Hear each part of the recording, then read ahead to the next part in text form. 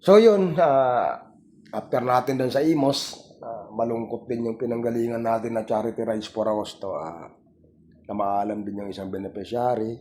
So cancer yung sakit. So yung isa naman na naiwan is stage 5 chronic disease naman. So batang-bata, 36 years old. Grabe. So after natin doon, mabulagan tayo dito sa Tropang CTC or Collaboration Team Charity Mitol Mototep. Shout out sa inyo. Sulit tong grupo na to, no? So, actually, yung beneficiary dito is naging beneficiary na rin ng charity namin sa Santa Cruz. So, binalikan lang ngayon kasi talagang sobrang malungkot yung pangyayari. Malungkot yung nangyayari. So, ayaw kong, narinig ko na lang na ganun nga yung nangyari. And then, na-interview naman natanong naman natin yung asawa na ganun nga talaga. So, grabe, no? So, personally, thank you ko lang, no? Romina Clark and Talapo ka also. Malumoto Vlogs, no? So, shout out talaga. Hindi man ganun kalaki, pero at least nakatulong tayo. So, yun.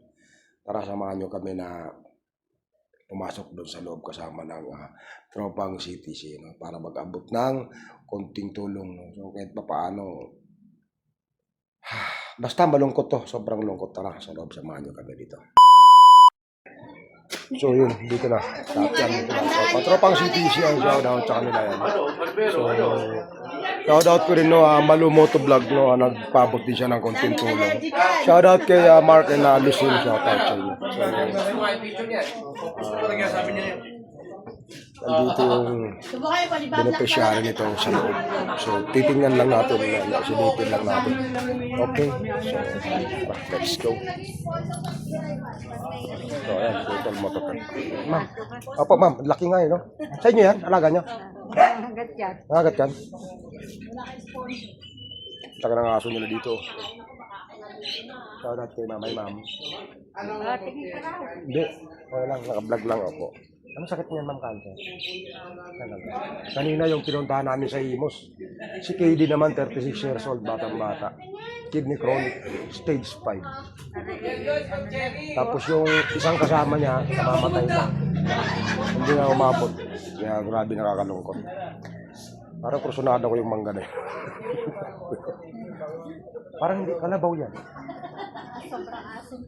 Sarap na sa sinigang. Ayun, right.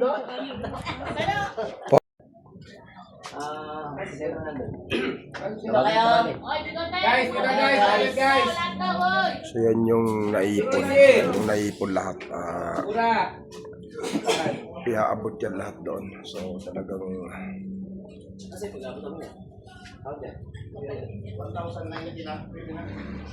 Asan yung sinisis niya? ma'am, si Mrs. Yung asawa daw po. Kayo? Mamaya nakalumutan mo. Kayo? Kaya ako nanay. Kayo po asawa? Apo, sige po. Magandang tanghali sa inyong lahat. Ako'y lubos na nagpapasalamat sa inyong lahat, sa bawat isa na tumugon dun sa announce ko sa GC na tayo magkaroon ng isang charity house ngayong araw, Sunday. Nagpapasalamat ako sa inyong lahat at mayroon tumugon. Ngayon, magbibigay tayo ng kaunting tulong para dun sa ating beneficiary ng nakaraang buwan, no, March, ano ngayon? March 22. Siya ay naging beneficiary natin sa Santa Cruz, Laguna. Ngayon, tayo nag-conduct muli ng house charity. Kaya ako rin po sa nagpapasalamat sa inyo. Sa ngayon, tayo nakalikom ng 16, 17, 18, 19,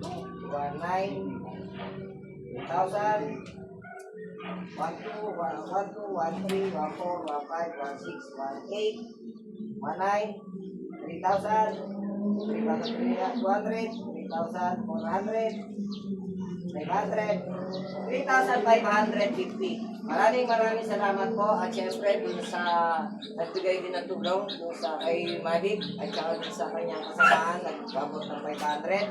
ako po'y lubos na nagpapasalamat. Ito po'y makakarating ng buo doon sa ating beneficiary.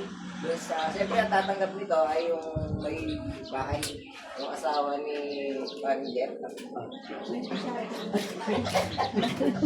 Ito, pasensyaan mo na po ang aming nakayanan ay talagang ano rin po. Sana ay nakatulong sa pagpapagamot. Ngayon, pwede natin silipin yung ating Rainy sa kanyang Tayo naman na ayun, sinilip nila yung yung beneficiary ano. So may bukol daw sa ulo. Medyo nakakaawa yung ganyan ano. Parang malungkot pero tingnan natin. Oh, ay sana may pero yun siya sa loob. Nakapikat lang siya. Kasi may bintana. Kasi may bintana, ayun siya. So, kawawa naman. Kawawa naman. So, tulog siya. Tulog siya. Kawawa. Ulit tulog ako. Lumulakit ang tutuwa. Kawawa naman. Tulog lang siya. Tulog lang talaga siya. Naligo lang po kasi kaya medyo mahimbing ito. Ang hirap yung ganyan, ano? Ang hirap yung ganyan. Kaya kaya mo na lang talaga din. Yung asawa niya yun. Ilang taon na? Ilang taon na? 43 po. Saan nakuha niya? Ito rin po. Ano kasi wala naman sa pamilya. Kaya, nabago ko. Bigla na lang talaga. Talagang buhay yan. Ano yan? Nagkikay na pera?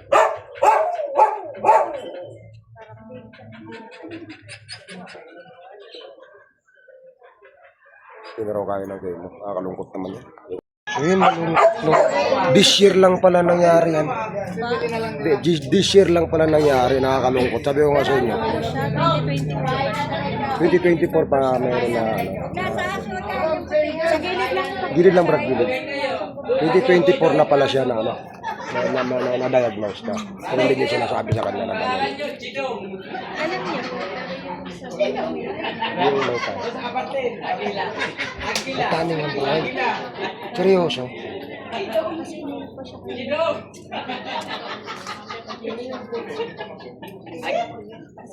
Agilang ano, meron dyan. Seryoso, may tami ng buhay. Nakakalungkot to. May taning na ang buhay. Kawawa naman. Eh, asawa. Matatag yung asawa. Bata pa, 43 years old. No? Nakakalungkot ang buhay.